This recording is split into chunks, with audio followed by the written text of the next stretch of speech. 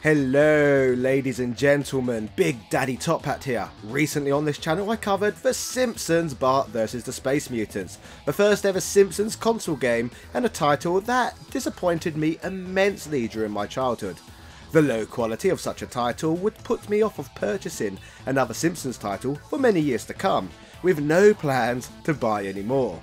However, on one fateful day in the year 2001, all of this would change when I would make the decision to take a risk on a Simpsons video game once more. Which first raises the question, why would I do such a thing?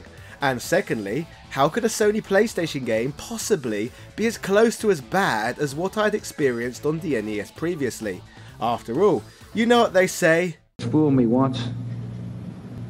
Shame on you. It fooled me, we can't get fooled again. I have to say that George Bush Jr. was very wrong, as I certainly did get fooled again, as I and many others were stupid enough to purchase this absolute tripe at launch. The Simpsons Wrestling is often cited as one of the worst video games ever made, disappointing on so many different levels. So today, let us explore what is so bad about this abomination and why hundreds or thousands of people were so keen to buy it. This, ladies and gentlemen, is the story of The Simpsons Wrestling. Video games do not get much worse than this. Ah yes, the dawn of the millennium. What a time to be alive. In this pre-9/11 era, with video game graphics getting more impressive by the day, it really did feel like we were heading towards a future whereby every aspect of life would only become better and better. We had even survived that pesky millennium bug, which we had been scaremongered with so consistently. During this period of optimism, there was a lot of great things to watch on television, including The Simpsons itself, which had been on our airwaves for over a decade by this point, but still not lost its cultural relevance. While The Simpsons was somewhat ticking over, maintaining an audience, elsewhere on television, the World Wrestling Federation had managed to expand its own audience recently to dizzy new heights. This time frame is regarded as the Attitude Era, with programming featuring adult-orientated content, which included an increase in the level of depicted violence, profanity and sexual content, successfully capturing the Jerry Springer and South Park-like zeitgeist of the late 90s, leading into the early millennium. What would have previously been considered counterculture had very much become mainstream culture, much like The Simpsons itself a decade prior, which too had a reputation in its early days for containing more profanity than the average animation. When you look at the bigger picture from the period, this immediately indicates that while wrestling and The Simpsons may seem like a strange combination now, the two could not have been a better fit really back then. The only better option in my opinion could have been a South Park wrestling game. Still, all this reasoning aside, there was even more reason as to why consumers would get excited about this title. Not only was wrestling the most popular it had ever been, but just a few short months prior to the release of Simpsons Wrestling, the world would receive two of the most critically acclaimed wrestling games ever made. WWF SmackDown 2 for the PlayStation and WWF No Mercy for the Nintendo 64. A video game that was not only beloved at the time, but often still today considered to be the greatest wrestling game ever made. Tied these facts up with the reality that the game saw release around the time of WrestleMania 17, a show that is also regarded as being one of the most entertaining wrestling events that has ever aired, the Simpsons Wrestling game could not have been released at any better point in history. The public were desperate for wrestling related goodness, so it made perfect sense to use its popularity as a platform to launch America's favourite animated family back into gaming. Prior to the game's release, at the Electronic Entertainment Expo, Fox Interactive would announce their plans to publish The Simpsons Wrestling game. They would describe the upcoming title as an interactive, all-out humorous 3D wrestling fighting game, complete with all of Springfield's colourful characters, including Bart, Homer, Marge, Lisa, Maggie, plus Burns, Snivers, Apu, Mo and Flounders. Carly Young, director of brand marketing at Fox Interactive, stated that The Simpsons is America's most popular primetime family, and with such an overwhelming response to our previous Simpsons titles, we want to give fans another dose of Bart and Homer, this time for PlayStation gamers. It is also worth mentioning that up until this point, despite their popularity, the Simpsons family had not popped up yet in this generation of gaming. Neither the Sega Saturn nor Nintendo 64 had Simpsons on it, nor did the new Dreamcast either. So without Simpsons games saturating the market like you could argue they had done previously, this would be another factor that would help lead to the demand for such a game. The game would be developed by Big 8 Productions, a company who had previously worked on Herc's Adventure and Star Wars The Phantom Menace the video game, two titles that saw release to middling reviews. Forza Interactive would sign deals which would see the game published by different companies in different regions. In the US and Canada, for example, Activision would be given the rights to publish the game, with Activision Vice President Kathy Drybeck stating regarding the deal that The Simpsons is a property that enjoys phenomenal success across several entertainment mediums, including interactive entertainment. The acquisition of the game reinforces our strategy of delivering products based on powerful, recognisable brands. So in other words, selling games based on brand name rather than any level of quality. The Activision version of the game saw release in North America on the 3rd of April 2001, but not before EA had published it in my home of Europe on the 23rd of March that same year. Therefore, thus meaning that I got to experience this abomination 11 days before many of my fine viewers of this channel. I loved The Simpsons, I loved Attitude Era Wrestling, and I was desperate to play another game like WWF No Mercy. So without even reading any reviews, I foolishly rushed out to buy this game as quickly as I physically could. Little did I know at the time that I was about to experience a title that would go down in history for all of the wrong reasons. So, where would things go so horribly wrong that would result in a video game that is often regarded as one of the very worst ever made? Well, let's try and break this down. Upon powering up the game and progressing past the game's title screen, players must choose between a limited set of game modes, which can be summed up as basically a practice mode, a player versus player mode, and a circuit mode where you can fight against various opponents. The character select screen at first allows gamers to play as a few different characters from Homer, Marge, Bart, Lisa and more, with a few more becoming unlockable if gamers have the patience to be able to actually stomach playing through this crap. Graphically on the surface, to be honest, I think this title has aged fairly well, offering up a cel-shaded art style prior to it becoming popularised by The Legend of Zelda: The Wind Waker.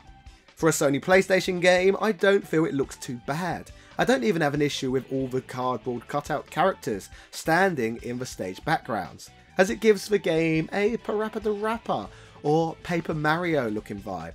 Titles and an art style that I am actually very fond of.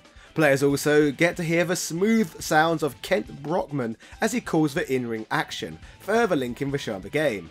So despite the fact that I'm about to layeth the smacketh down on this game's quality, as you can see I can still point out a few nicer things about it here and there. For example, I even like the varied arenas in the game that are inspired by various locations from the show. I like seeing a wrestling ring in silly looking locations in WWF In Your House, and it's nice to see it implemented here as well. But the question is, apart from this feature being a stylistic choice, does the game give any indication as to why wrestling rings can be found all over Springfield? Well, yes and no. No in-game reason is given for this phenomenon, however a brief story synopsis for the title can be found within the game's manual. It outlines that the people of Springfield have been challenged by wrestling rivals from another planet, who according to Kent Brockman were likely inspired to do so by witnessing the town's founder, Jebediah Springfield, wrestle a bear many aeons ago.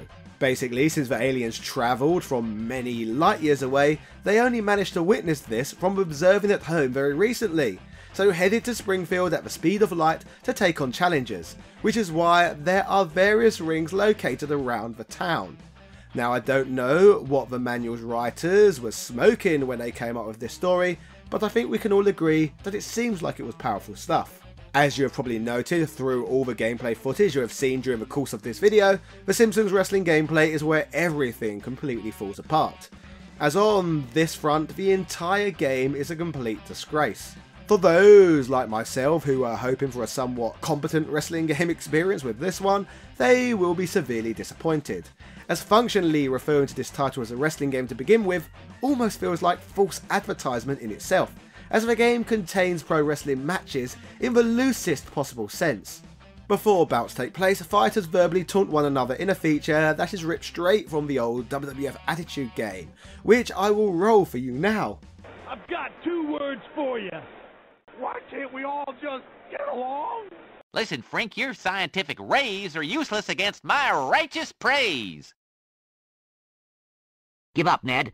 When I set my Rainmaker 3000 to Locust, they'll gnaw your eyes out with the chewing and the stink juice. But beyond these opening segments, nothing else about this game plays remotely like Attitude, or any other wrestling game for that matter. And when looking at the basic mechanics of this game, it doesn't even seem like the developers have bothered to put any effort into researching modern wrestling games, or even remotely taking any time to understand the basic conventions of the sports entertainment business.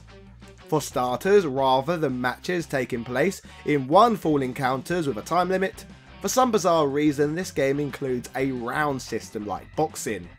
Now, I don't know about you, but I severely doubt that the developers at Big 8 Productions included this as a feature to replicate Admiral Lord Mountevans rules, a set of professional wrestling rules mainly only used in British wrestling. When we bear in mind that this game is both set and developed in America, it just comes across that whoever worked on the game has never taken the time or effort to watch American wrestling in their life, which is further compounded by the fact that the back of an opponent's shoulders do not need to be pinned to the mat to achieve a victory, but instead a Simpsons character must just lazily lay on top of another to achieve victory. No referee was programmed into the game either, so characters have to make the count themselves. Once again, I don't know if this is an oversight with the people who worked on the game not knowing what pro wrestling actually is, or a case of a title being rushed to publishers so quickly that they didn't find time to program into the game a pinfall function that actually works the same as in, say, a professional wrestling match. But who really knows? It certainly is not a good look for the game. So we have rounds and we can pin opponents who are laying on their front. So we are clearly off to a bad start here. But it would be impossible to cover this game without commenting on this game's terrible controls, which further ties into this title's poor mechanics. The game has 3 basic attack buttons that are mapped to the square, triangle and circle buttons. These allow for low, medium and high attacks. However, bizarrely, you can only perform these actions when the corresponding buttons at the bottom of the screen are highlighted. The controls are so bad the title is reduced to nothing more than a button masher, with players hitting commands to bring opponents' energy meters down in order to make pinfalls. Players can also perform what are known as taunts, which are only executable if gamers are able to collect letters to spell out the word taunt that randomly appears around the playfield. Speaking of items that pop up in play, there are also others that allow home run code to replenish health, restoring life meters. A feature not commonly seen in wrestling games. I mentioned earlier though that it is tough to even really consider this a wrestling game, as it fails to include the majority of features that one would associate with the genre. For example, while players can grapple opponents, this can only be used to perform an Irish whip against the ropes, with many of the most well-known wrestling moves in the world being completely absent from the game, such as drop kicks, hip tosses, and suplexes for example. I mean, for God's sake, what the hell is wrestling without suplexes? Even bloody ECW had them! Speaking of ECW, in 2001, wrestling was still going through its hardcore phase, so it was a must to have a feature in a wrestling game for fighters to leave the ring, brawl around the outside, and use weapons against each other. But surprise surprise, there is no way to leave the ring in this one, a play mechanic that has been included in most wrestling games since the fricking 8-bit era. Further to this, while it is possible to ascend to the top rope, you can't perform a death-defying top rope display of athleticism. Instead, gamers are restricted to doing no more than jumping on an opponent's head. As devastating an attack that this may sound, it's not as impressive when you see it in action. So to recap, we have rounds, pinfalls on the front, no top rope moves, no weapons, no brawling on the outside, hardly any moves, grapples that only allow for Irish whips, and not a lot else on offer really. But perhaps the real kicker that takes any strategy out of this game whatsoever is the lack of inclusion of any way whatsoever to counter moves, or at the very least a block button. When you analyse the mechanics, it is almost impossible to consider this title a wrestling game, as hardly anything is included that will allow us to describe this abomination as one. At best, this is a very poor arena fighter, which could be slotted into the same genre as Power Stone, only without any of the calibre or quality. The lack of an understanding of what a wrestling game should include reminds me of when WWF games were released on microcomputers back in the day, And video game journalists were talking about wrestling games and Street Fighter 2 as both being a part of the same fighting game genre. I have no idea what the Big 8 production team were trying to produce here. I was not the only one who was absolutely disgusted with how bad this game turned out in 2001 either. IGN would choose to score the game just 1 out of 10. They would bury the game, writing, "The only wrestling part of this game is that there are 2 characters in a ring with ropes, and they each have a few attack moves. The rest is just spin. This is really an action game with simplistic controls, eye-piercingly horrific animation, poor control, and a bunch of ridiculously lame wrestling moves that even most wrestling fans would call fake. Essentially, everything about this game stinks like old fish. There is no wrestling in the game per se. It's all about smashing buttons and not having any skill whatsoever versus, say, knowing moves, using timing, and using the crowd as a kind of extra move when the going gets rough. The collision detection is horrible, the animation is choppy and ugly. The Simpsons Wrestling is not only one of the ugliest games I've ever seen, but also it's a disaster in just about every other respect. The paper-thin disguise that this thing is a game is so blatantly obvious that even a blind man could see through it. In short, The Simpsons Wrestling is garbage. Hilariously, GameRevolution.com's review would be even harsher, with them scoring the game a big fat 0 out of 10. They would write, "The urge to kill is rising. I was going to end the review right there, but stupid Game Revolution has a word count thing that I have to adhere to. I contemplated denying the very existence of this game in hopes of sending a message to the developers that this kind of thing is unacceptable. When you think of The Simpsons, you categorically don't think of wrestling, and there's a good reason why. This is a match made in the deepest recesses of hell, a few feet from where they make forbidden donuts. It looks like we have found the first forbidden game. I have to admit I actually agree with the arse clowns who work at IGN for a change, as the game really is an insult to both professional wrestling and The Simpsons simultaneously. The game is just plain horrible. But despite how dreadful this crime against humanity is, I have no doubt that the immense popularity of the World Wrestling Federation in 2001, combined with the fact that this was the first Simpsons title in years, would mean that this game would sell like hotcakes, leading to hundreds of thousands of disappointed consumers and a hell of a lot of repressed memories. When I think of early 2001, the period mostly conjures up memories of warm nostalgia for an era of when the world felt far less volatile. But then I remember playing the Simpsons Wrestling game and how depressing some days back then truly were. Maybe our future really can only get better. So ladies and gentlemen, that was the story of The Simpsons Wrestling, a game often regarded as one of the worst ever made. If you enjoyed this video, why not check out my coverage of the Simpsons arcade game, or how about this terrible second Simpsons arcade game that was only released on iOS, because that makes sense. Or if you want to bring back some of your own repressed memories, check out my historical deep dive on Bart Simpson's vs the Space Mutants. I have all of this and more on my channel, so don't forget to like this video, subscribe and ring that notification bell to make sure you are able to watch my future Simpsons content as well. In fact, let me know which Simpsons game I should produce a video on next.